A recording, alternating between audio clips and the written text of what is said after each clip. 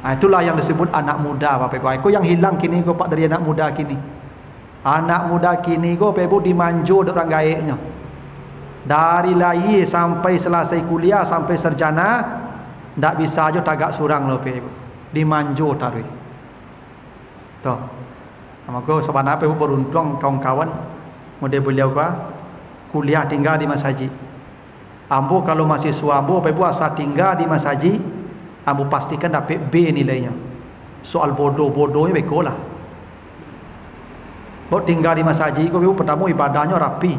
Yang kedua jadi imam, yang ketiga azan, yang keempatnya bersosialisasi juga orang banyak, majak. Jadi kalau ada Bapak Ibu mahasiswa ambo tinggal di masjid, pasti dapat B tu mah. Cuma ndak boleh sabit kini Allah dah sabit dah masuk kuliahnya boleh. Pokoknya setiap pertemuan pertama badannya madima tinggal masjid imam, masjid itu Allah mencatat langsung tu. Tinggal A nya cari deh. Kalau B lah pasti itu. Kenapa? Itu semarang pemuda lah tu Ibu. Pemuda yang tinggal di masjid itu semarang pemuda tu. Itu pemuda sabana pemuda tu. Minimal dia menghidupi dirinya Pak. Tak menggantungkan diri lagi pada orang tua. Dan itulah hakikatnya anak muda. Itu makanya Bapak Ibu, dalam Islam seorang ayah hanya wajib membiayai anaknya sampai baligh. Lah mimpi basah anak kau lah SMP campaan leh. Tak ada kewajib orang tua leh Bapak Ibu. Cuma awak dek penyayang dek Pak Ibu ke anak sampai babininya dibiayai. Ya tak? Tapi justru dengan cara itu dia menjadi cengeng hidupnya. Ya. Dulu ya ala SMP itu tak ada Bapak Ibu. Ambo takana ambo dia ayah ambo Bapak Ibu. Sejak mulai ambo sanawiyah itulah maben kabau Bapak Ibu. Dicari kabau orang, dipaduai namanya. Ambo ditugasi maben kabau gua, duiku tanggung jawab ambo siang malam kabau gua. Habis itu cara orang gaya ambo bagi tanggung jawab. Leka jadi hujan bapak tui nerumpui kabau gua wajib dapat. Ada cetu indah. Sehingga ambo tak punya waktu pemain-main curang sore-sore hari Bapak Ibu. Ku balo kabau cari rumput kabau, lagi makan kabau. Tu cara orang gaib mendidik. Ada yang kini kau ndak ada le Pak. Tu mak anak muda kini kau pandai merengek saya Pak. Lah panjang janggunya merengek baru. Ya tu. Lah masih sungui merengek saya baru.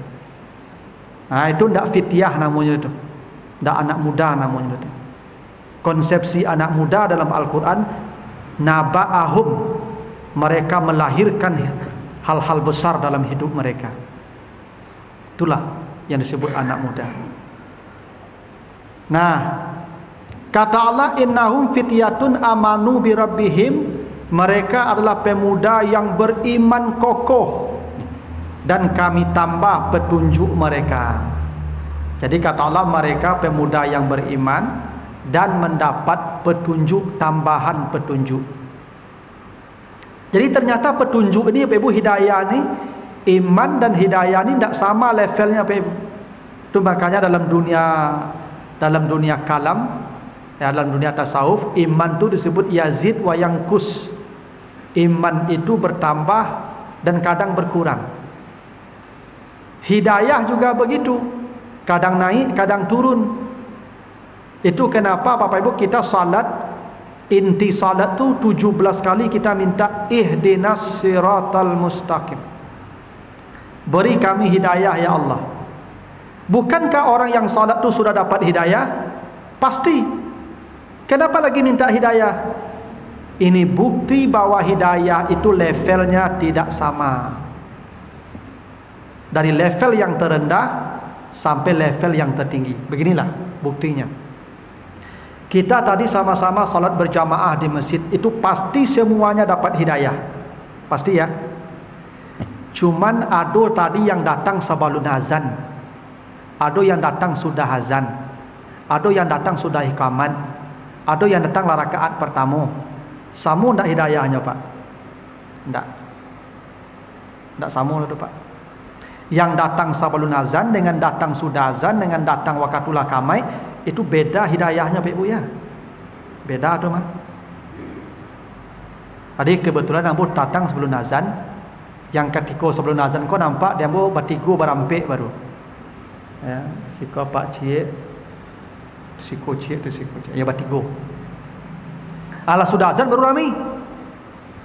Kenapa? Tidak sama petunjuk itu Pak. Karena kata Allah di surat Al-An'am ayat 125, apa kata Allah? Wa may yuridillahu ayyahdiyahu yashrah sadrahu lil Islam. Siapa yang Allah ingin tambahkan petunjuknya, maka dilapangkan hatinya untuk taat. Jadi semakin lapang hati kita berbuat baik, semakin tinggi tambahan hidayah. Baiklah, yang tadi salat berjamaah dengan kita sama-sama, semua dapat hidayah. Tapi ada yang sudah assalamualaikum langsung lari. Ada yang sudah assalamualaikum berzikir dulu. Ada yang sudah assalamualaikum berdoa dulu, baru pai. Ada yang sudah assalamualaikum sampai salat sunat baru pai. Ada yang sudah assalamualaikum sudah salat sunat, duduk dengan ceramah mereka ni kau. Samakah petunjuknya Bapak Ibu? Yang pulang dengan yang tinggal di masjid kau sama tak petunjuknya? Tak. Itu bukti petunjuk Allah tu tak sama, bertingkat-tingkat. Yang duduk di siku pun tak sama petunjuknya lah Pak. Ada yang tagak kepalanya, ada yang tertaku kepalanya, ya. Ada yang hilang langsung Bapak Ibu, ya, lalu langsung.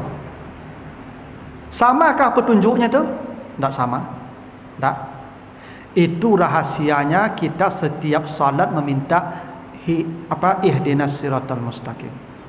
Karena ashabul kahfi kata Allah wazidnahum huda, dan kami tambahkan untuk mereka petunjuk mereka. Dan itulah yang membuat mereka tidur nyenyak, karena hidayah tadi. Karena hidayah itu hadiah, hudu sama asal katanya Pak Ibu. Hadiah itu disebut hadiah karena menenangkan. Makanya orang kalau dikasih hadiah pasti tenangnya Ibu. Nah, Ibu kalau merepet-repet Ibu, dia lagi hadiah langsung balik noto baru antuk mah. Ya. Jadi menenangkan orang kok gampang nyoba lagi hadiah. Ya. Misalnya Ibu sedang mengamuk-ngamuk Ibu kok tuampen piti kat 10 juta Pak. Antuk langsung. Kan murah menenangkan orangnya Pak. Lagi hadiah.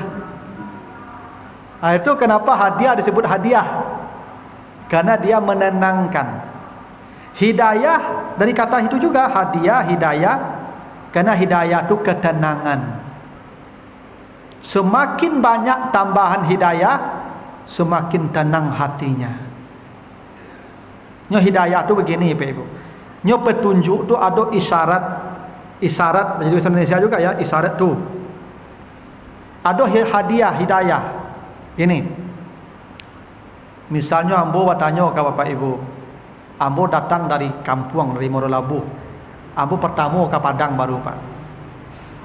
Pak, di map ya Transmart. Ya. Oh, alun tahu apa Pak Transmart lah. Alun lah ambo pertama tiba di Padang baru. Ah yalah. Dua tunggu dua. Arahnya arah ke apa ya? Naik so tu beko sebelah kidah.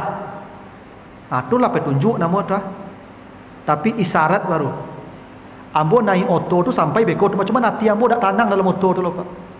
Yo lai sabananya Pak kau gara-gara ndaknya ini pateleh ampun dak. Batu sebenarnya cuma ambo dak tanang hati ambo loh.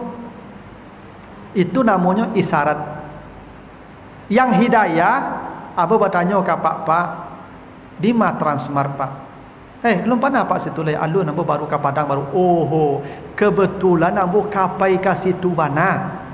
Naik lah jodoh Abu kah? Naik Abu kau tu Pak? Mana tanang hati Abu? Nang kedua kau tanang, Abu tinggal duduk-duduk onong-onong sele. Alah Pak kau masuk le, lah. Itu namanya hidayah. Hidayah itu kebaikan yang ketika kita menempuh jalannya, hati kita menjadi tenang.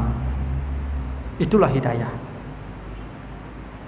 Dan Allah menjanjikan tambahan hidayah kepada orang-orang tertentu. Salah satu yang mendapat tambahan hidayah itu adalah Ashabul Kahfi. Itulah kata Allah wazidnahum huda.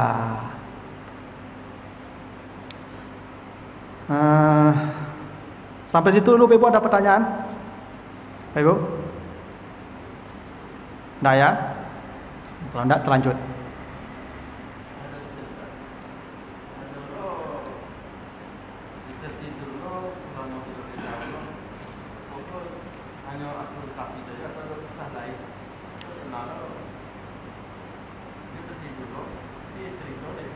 Ya, itu Uzair. Ada di surah Al-Baqarah 259. Ya, Uzair. Au kallazi marra ala qaryatin wa hiya khawiyatun ala urushiha. Ada seorang laki-laki, kata Allah, hamba Allah, lewat di sebuah kampung yang porak-poranda. Bangkai-bangkai bergelimpangan, tulang belulang berserakan. Lalu dia bertanya dalam hatinya, bagaimana Allah akan menyusun ini yang sudah hancur ini? Fa'amatahullah mi'ata amin. Allah matikan dia selama 100 tahun. Itu cerita Uzair tuh, Pak. Tapi bahasa Allah, kalau Uzair bukan ditidurkan, dimatikan. Jadi kalau Uzair itu mati, Pak, walaupun setelah dibangunkan, dia sama dengan Ashabul Kahfi. Kam labista, berapa lama kau di sini? Yauman au ba'da yaum, sehari atau setengah hari. Sama persis dengan jawaban Ashabul Kahfi yang 300 tahun tidur, sehari atau setengah hari. Jadi Bapak Ibu, kalau masuk ke alam barzah nanti, kalau mati kita nih, Pak, masuk alam barzah, 1 miliar tahun pun kita di alam barzah itu, Pak, nanti hari kiamat rasul setengah hari saja. Jadi kalau mati ya, Pak, kini, Pak, itu 1 miliar tahun di alam barzah, rasul setengah hari juga. Karena di alam barzah kita tidak ada lagi terikat waktu, Pak. Itu maka ketika dibangunkan rasa setengah hari. Uzair ditidurkan 100 tahun, dia menyangka setengah hari. Ashabul Kahfi ditidurkan 300 tahun, dia merasa setengah hari saja. Nah, nanti Uzair itu nanti saya ceritakan khusus di salah satu pertemuan nanti berikutnya. Setelah ini selesai, nanti kita bahas tentang Uzair, ya, seorang nabi pada masa Bani Israel yang juga ya dimatikan Allah selama 100 tahun. Ya, nanti diketahui bahwa ini Uzair, ada seorang tua buta. Dia mencari mana rumah Uzair. Dia bertanya, apakah engkau Uzair? Ya, saya Uzair. Katanya, saya pernah melihat Uzair di waktu saya kanak-kanak. Nah, sekarang ibuku lah tua lah buta lah 100 tahun umurnya. Dan Uzair itu doanya dijabah oleh Allah. Tolong berdoa engkau kembalikan mata saya dan saya tahu engkau Uzair atau tidak. Karena saya waktu kanak-kanak dulu melihat Uzair. Berdoa dia, sembuh si nenek tadi matanya. Dilihatnya betul Uzair yang dilihatnya waktu kanak-kanak dulu. Disitulah orang tahu bahwa ini Uzair. Nah, itu ceritanya, Pak. Uzair. Nah, jadi ada orang yang, kalau ini tidak, ini rukut. Balhum rukut, kata Allah. Pemuda itu tidur panjang. Makanya wa nuqallibuhum zatal yamin wa zatas shimal. Selama 300 tahun tubuh mereka bolak-balik kiri kanan. 300 tahun tu mereka kadang miring ke suuk, kadang miring ke kiri, kadang miring ke suuk, kadang miring ke kiri, supaya darahnya tidak membeku selama 300 tahun. 300 tahun ditambah 9 kalau dihitung dengan Qamariyah. Kalau Bapak Ibu menghitungnya dengan Syamsiah 300 tahun. Kalau dihitung dengan Qamariyah 309 tahun. Kenapa begitu? Setahun Qamariyah itu kurang 11 hari dari tahun Syamsiah. Jadi tahun Syamsiah ini jumlahnya 365 hari. Jadi ada selisih 11 hari antara tahun Syamsiah dan tahun Qamariyah. Artinya setiap 33 tahun ada beda setahun antara Syamsiah dan Qamariyah. Kalau 300 tahun, jadi kalau 33 tahun setahun, berarti kalau 3 tahun ya itu 100 tahun terjadi beda 3 tahun. 300 tahun terjadi beda 9 tahun. Jadi Bapak Ibu, beda Samsiah dan Qamariyah itu ada 11 hari dalam setahun. Itu makanya puasaku maju dari sebalik hari, Pak. Jadi 300 tahun hitungan Samsiahnya, itu hitungan Qamariyahnya 309 tahun. Tapi mereka tidurnya 300 tahun. Yang 309 kalau dihitung dengan Qamariyah, itu isyarat ilmiah Al-Quran itu begitu, Pak. Ya. Nah, jadi kalau ada yang mengatakan 300 tahun tidurnya benar, dia hitungan Samsiah. Kalau dia katakan 309 tahun, dia betul dengan hitungan Qamariyah. Gitu. Ya. Masih ada apa Ibu? Silakan.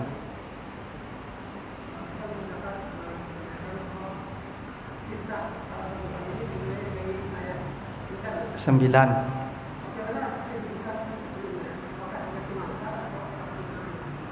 Oh ya, yang sebelumnya pengantar saja, Pak. Yang mulai ceritanya mulai ayat 9. Itu mulai ceritanya. Tapi sebelumnya itu ya biasalah, sama dengan cerita Yusuf. Cerita Nabi Yusuf kan mulainya di ayat yang keempat. Di ayat 1 cerita Nabi Yusuf, ayat yang keempat. Iz qala li abih inni ra'aitu ahada asyara kaukaban wasyamsa wal qamara ra'aituhum li sajidin. Itu mulainya ayat keempat, Pak, sampai ayat 101. Itu biasa saja dalam Al-Quran begitu, Pak. Tidak mesti harus dari awal surat. Ya. Karena ashabul cerita di surah Al-Kahfi ini banyak. Nanti ada cerita Zulkarnain, nanti ada cerita Musa dan Khidir. Di sini juga tuh, Pak. Di Al-Kahfi juga itu. Ya. Tapi intinya surat Al-Kahfi ini cerita tentang 7 orang pemuda. Gitu. Kenapa?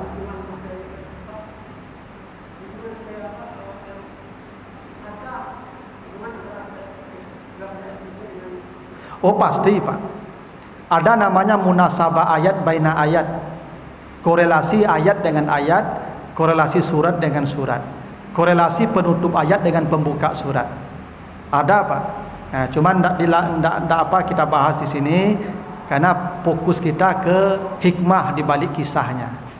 Kalau itu nanti kajiannya lebih serius lagi, Pak, tentang ilmu munasabah namanya. Tidak ada satu ayat itu yang tidak ada hubungannya. Satu surat yang tidak ada hubungannya, pasti punya hubungan. Ya, Pak. Ya perlu referensi dulu, Pak. Saya baca dulu. Ya, karena fokusnya saya tidak ke situ. Nanti saya jawab, saya takut salah juga, Pak. Ya, tidak semuanya juga harus bisa saya jelaskan. Saya menjelaskan ini perlu membaca dulu, Bapak Ibu. Ya, tidak tiba-tiba saya bisa saya jelaskan.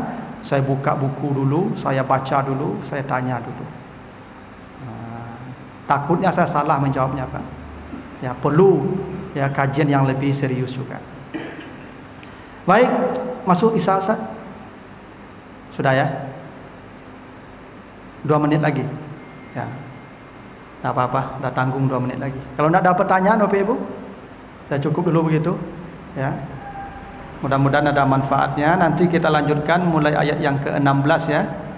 16 sampai 20, mudah-mudahan nanti sekali pertemuan lagi selesai ini, lalu kita pindah lagi ke cerita yang lain. Karena saya dikasih materinya tentang sejarah, tentang kisah, tentang cerita-cerita dalam Al-Quran.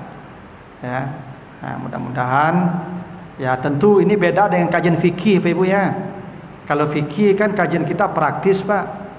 Ya amal sehari-hari. Kalau ini enggak, ini lebih banyak ke pelajaran-pelajaran saja ini. Nah, tapi kalau itu karena itu memang materinya, memang begitulah saya sampaikan, Pak. Tapi kalau Bu minta fikih lain lagi, so kitab yang kita buka nanti ya. Ya mudah-mudahan ada manfaatnya. Minimal duduk di majelis ta'lim ini rahmat Allah sudah kita peroleh. Nah, itu bukti rahmat Allah. Itu banyak Bapak Ibu yang mulai takaluk kan. Nah, itu bukti rahmat Allah tadi. Kita tutup dengan doa kafarat. Subhanakallahumma wa bihamdika asyhadu an la ilaha illa anta astaghfiruka wa atubu ilaika. Wassalamualaikum warahmatullahi wabarakatuh.